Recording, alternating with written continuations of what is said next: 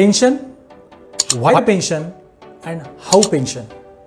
आज की युवा पीढ़ी भी हमारे ये वीडियोस देख रही है, पसंद कर रही है और पेंशन जैसे अहम टॉपिक के ऊपर हमारे विचार चाहती है। ये सुनकर बहुत अच्छा लग रहा है। माय यंग फ्रेंड्स, मैं आपको प्रॉमिस करता हूँ कि अगले 10 मिनट में मैं आपके सारे प्रश्नों का सरल और सिंपल भाषा में निराकरण करूँगा। आइए जानते हैं विस्तृत से what is pension, why we should make provision of our pension and how we can make a provision of a pension. दोस्तों, let's understand what is pension. Money which comes without tension is called as pension. घर बैठे बैठे बिना मेहनत के हर महीने 1 तारीख को सुबह 9 बजे बैंक का शटर ऊपर और हमारे अकाउंट में 50,000 रुपये जमा, हर बार बार बार लगातार, उसे पेंशन कहते हैं। Next, why pension. हमें पेंशन की क्यों जरूरत है, इसके 4 अहम मुद्दे हैं। पहला, no government pension and social securities in India.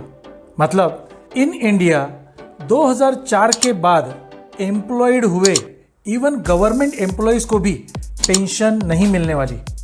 और फॉरेन कंट्रीज जैसे हमारे देश में सोशल सिक्योरिटीज नहीं है, इसीलिए हमें पेंशन प्रोविजन करना बहुत जरूरी है। मुद्दा number 2, increasing life expectancy in India.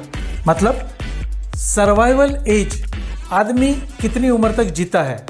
अगर आप इस चार्ट के ऊपर गौर करें तो 1950 में एवरेज एज ऑफ सर्वाइवल मतलब जीने का एवरेज एज 31 एज था। 1970 में ये 47 तक बढ़ गया, 1990 में ये 57 हुआ, 2010 में यही एज 66 हो गया और आज 2020 में it is 69। Can you imagine in 2030 और 2040 average age of survival India का क्या हो सकता है? इट माइट बी 80, 85 और 90। दोस्तों, यूएसए में average age of survival is 78 age, Japan में यही 84 एज है और मोनाको जैसे कंट्री में इट इज 89 एज। अगर आप ग्लोबली विचार करो तो वर्ल्ड में average age of survival is 72 years. ये जो लाइफ एक्सपेक्टेंसी बढ़ रही है उसके 3 कारण हैं। ए, एडवांस्ड मेडिकल फैसिलिटीज और बेटर लिविंग कंडीशंस।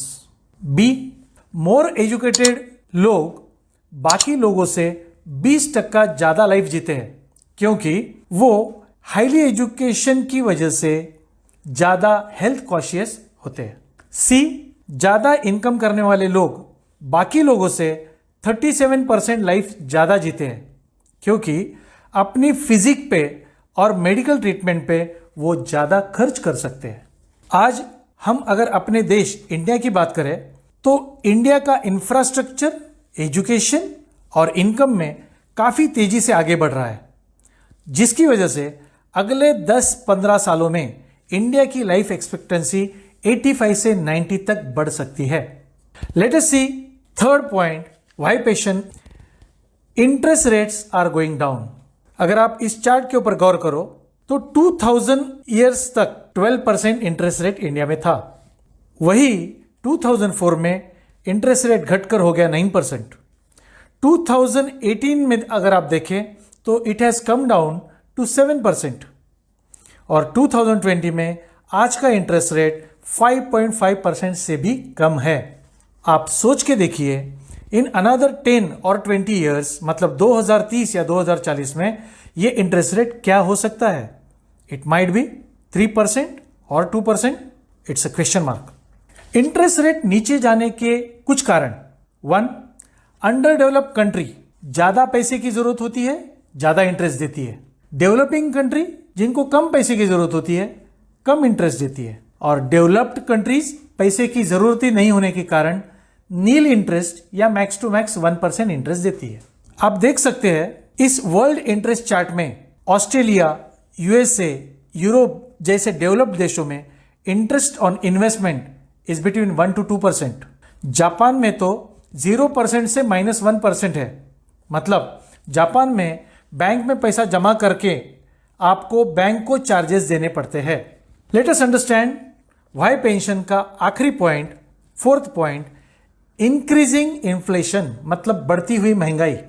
आज एक आदमी का सुबह का नाश्ता अगर आप 50 रुपया पकड़ो, दोपहर का खाना 100 रुपया पकड़ो और शाम का खाना 100 रुपया पकड़ो, तो एक आदमी का एक दिन का खाने का खर्चा 250 रुपया होता है।